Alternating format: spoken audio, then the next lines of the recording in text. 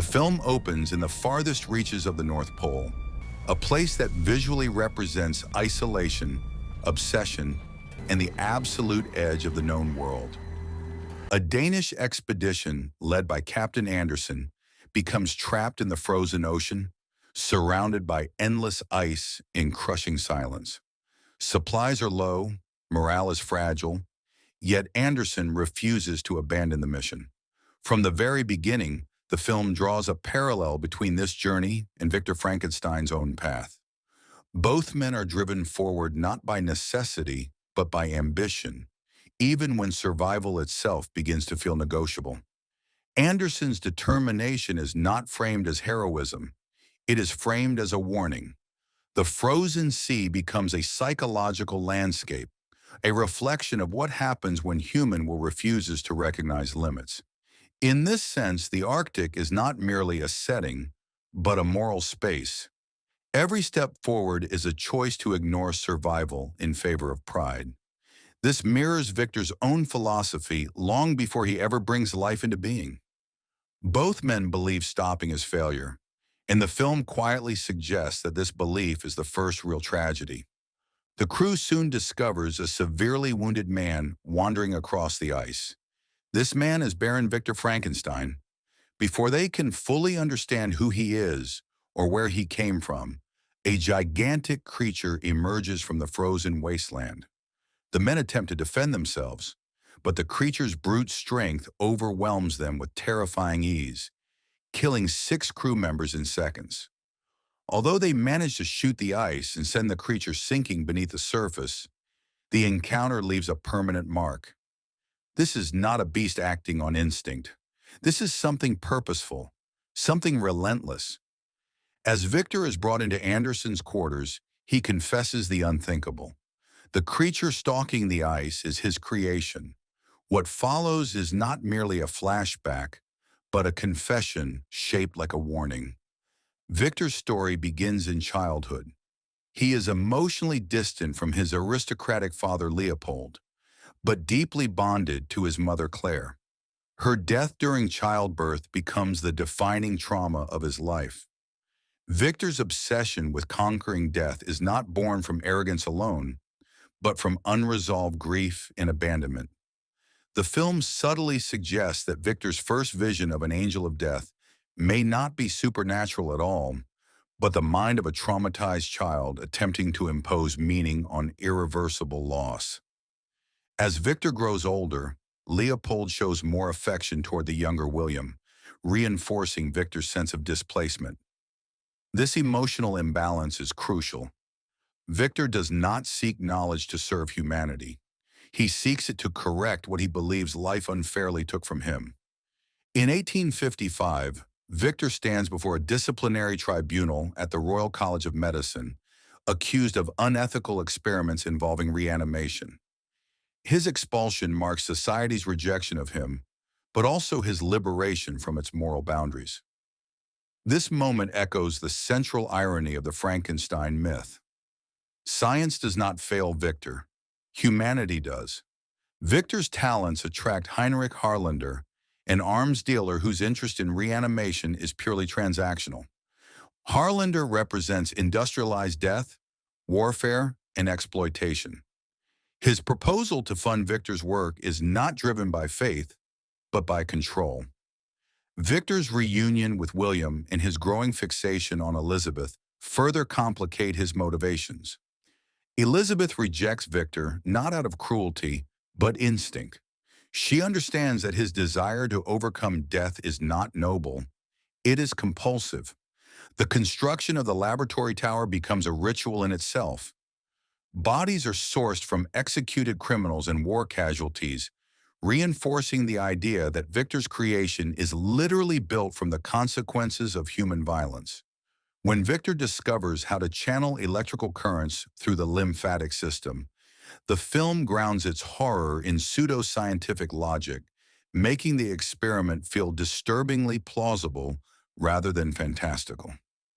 The storm-lit night of the experiment is deliberate. Lightning has always symbolized stolen divinity. Harlander's confession that he is dying of syphilis and wants his brain transplanted reveals the final corruption of Victor's work. Victor refuses, one of the few ethical lines he draws, but the damage is already irreversible. Harlander's death during their struggle becomes the first indirect casualty of Victor's ambition. Believing the experiment a failure, Victor collapses into exhaustion. The irony is brutal. The creature awakens not during the act of creation, but in its aftermath. Victor's initial awe quickly turns to irritation when the creature fails to meet his expectations. What Victor fails to understand is that creation does not end with animation. Life requires guidance, patience, and acceptance of imperfection. The creature's inability to speak or learn quickly is not evidence of failure, but infancy. Victor expects genius, obedience, and gratitude. What he receives is vulnerability, and vulnerability disgusts him. This moment redefines the entire story. The monster is not born in the laboratory. It is created through abandonment. Every chain, every hidden room, every lie Victor tells reinforces the truth that the creature is not rejected for what he does, but for what he is. The creature is chained, hidden, and reduced to an embarrassment. His rapid healing hints at immortality, but also endless suffering. Elizabeth's kindness introduces the possibility of a different future, while William's fear seals its fate. Victor frames the creature for Harlander's death, transferring guilt away from himself. When Victor sets the tower on fire, attempting to erase his mistake, the creature's escape becomes inevitable. The explosion that destroys the tower and costs Victor his leg is symbolic. His pursuit of godhood permanently cripples him. Creation has taken more than it ever gave. Victor's tale ends as the creature returns to the ship, alive and relentless, forcing the story to shift perspective. The shift to the creature's perspective is the most important structural choice in the film. It forces the audience to confront a reality they may have resisted. Intelligence does not equal morality. Appearance does not equal intention. The creature begins his life without language, culture, or memory. Everything he becomes is learned through observation. He does not discover cruelty on his own. He studies it in humans. In this way, the film reframes monstrosity as a social construct. The creature is not born evil. He is educated into despair. After escaping the explosion, the creature seeks shelter, clothing, and warmth like a newborn abandoned in a hostile world. His encounter with the blind man is one of the film's most important sequences. Because the man cannot see the creature's appearance, their bond forms without fear or prejudice. Through him, the creature learns language, compassion, and emotional connection. Acting as a secret benefactor, he reveals an innate desire to belong rather than dominate. When wolves attack, his violence is defensive, not malicious. Yet the outcome is tragic. The blind man dies and his family responds with terror instead of gratitude. Good intentions do not protect those who look different. Shot and left for dead, the creature survives, realizing that death itself cannot claim him. Meanwhile, Victor is taken in by William and Elizabeth prior to their wedding. When the creature confronts Victor and demands a companion, his request is rooted in loneliness, not lust or power. Victor's refusal, framed as moral responsibility, is actually another act of abandonment disguised as ethics. The violence that follows is chaotic and irreversible. Elizabeth's accidental shooting represents the ultimate cost of Victor's denial. Elizabeth's death marks the irreversible collapse of Victor's moral position.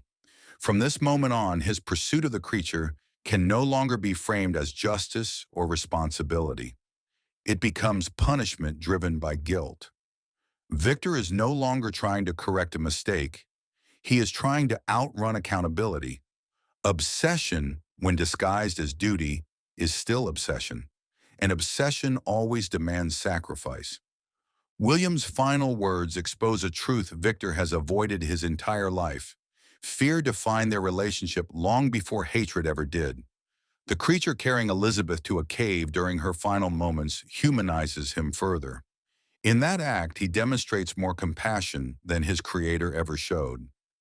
Victor's pursuit into the Arctic is no longer justice. It is obsession stripped of justification.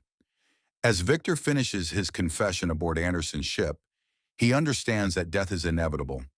His apology to the creature is late, but sincere. When the creature forgives him and calls him father, the story completes its tragic circle. Creation and creator are bound not by hatred, but by shared suffering. The forgiveness exchange between creator and creation is not redemption. It is recognition. Recognition of shared pain, shared failure, and shared responsibility. The creature's tears are not only for Victor, but for the life he was denied and the humanity he was forced to construct alone. The creature's final act of helping free the ship from the ice is not redemption, but release. Anderson's decision to abandon the mission mirrors Victor's failure to do so earlier. The difference is humility. Where Victor refused to turn back, Anderson learns when to stop. The final image of the creature standing in the rising sun, tears streaming down his face, is not horror. It is mourning. The film ends not as a monster story, but as a meditation on responsibility, grief, and the irreversible cost of playing God.